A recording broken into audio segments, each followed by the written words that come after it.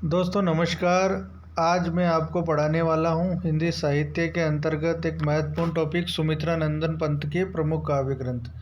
परीक्षा में सुमित्रा नंदन पंत जी से जुड़ा हुआ प्रश्न कई बार देखने को मिला है और इनकी रचनाएं हिंदी साहित्य में महत्वपूर्ण मानी जाती है, तो इनकी रचनाओं से प्रश्न परीक्षा में कई बार आते हैं।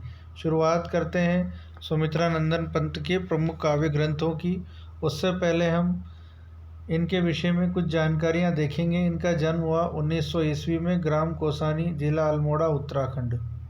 इनका मूल नाम था गोसाई दत्त और प्रकृति के कोमल पक्ष का अत्यधिक वर्णन करने के कारण इनको क्या कहा जाता है? प्रकृति का सुकुमार कवि भी कहा जाता है। यह प्रश्न परीक्षा में आ चुका है।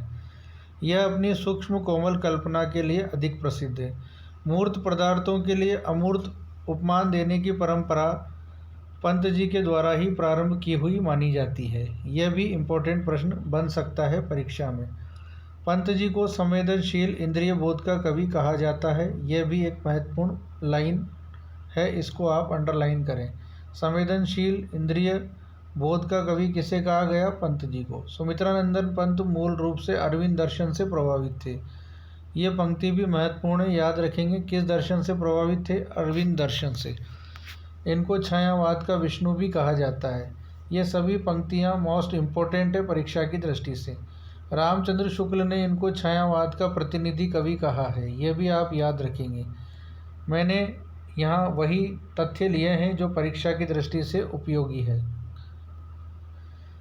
आचार्य नंदुलारे वाजपेयी ने इनको छायावाद का प्रवर्तक माना है। इन्हें छायावाद का प्रवर्तक किसने माना? नंदुलारे वाजपेयी जी ने। सुमित्रा नंदन पंत जी के काव्य को मुख्य रूप से 4 श्रेणियों में विभाजित किया जाता है। सबसे पहले हम देखने वाले हैं इनकी छायावादी रचनाएं। पहली रचना है उच्छ्वास, जिसका प्रकाशन 1920 में हुआ।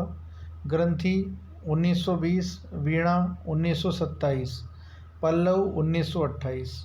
पल्लव के विषय में याद रखेंगे, पल्लव रचना की भूमिका को छायावाद का घोषणा पत्र या मैनिफेस्टो भी कहा जाता है। किस रचना की भूमिका को? पल्लव रचना की भूमिका को छायावाद का घोषणा पत्र या मैनिफेस्टो भी कहा जाता है। और पल्लव रचना का प्रकाशन वर्ष है 1928, गुंजन 1932। ये थी इनकी छायावादी रचनाएं। अब देखेंगे इनके प्रगतिवादी रचनाएं। पहली रचना है युगांत 1936, युगवाणी 1939, ग्राम्या 1940।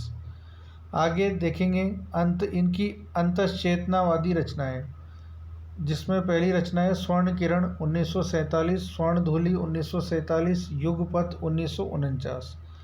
इनकी अगली रचनाएं देखेंगे नव मानवतावादी रचनाएं, जिनमें है उत्तरा 1949, कला और बूढ़ा चांद 1959, अतिमा 1955, लोकायतन, यह लिखा हुआ है लोकायतन का प्रकाशन वर्ष है 1964।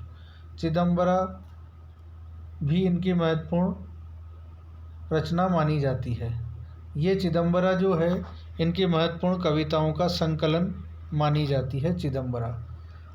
अब आपको बता दें, कला और बूढ़ा चांद रचना के लिए इन्हें 1960 में साहित्य अकादमी पुरस्कार मिला। और चिदम्बरा के विषय में बता दें, सुमित्रा नंदन पंत की महत्वपूर्ण कविताओं का संकलन चिदम्बरा शीर्षक से प्रकाशित है। इस पर इन्हें 1968 में ज्ञानपीठ पुरस्कार मिला है। कौन सा पुरस्कार मिला है? ज्ञानपीठ पुरस्कार मिला है। किस रचना के लिए? चिदम्बरा रचना के लिए। ठीक है, ये थी इनकी रचनाओं की विशेष जानकारियाँ।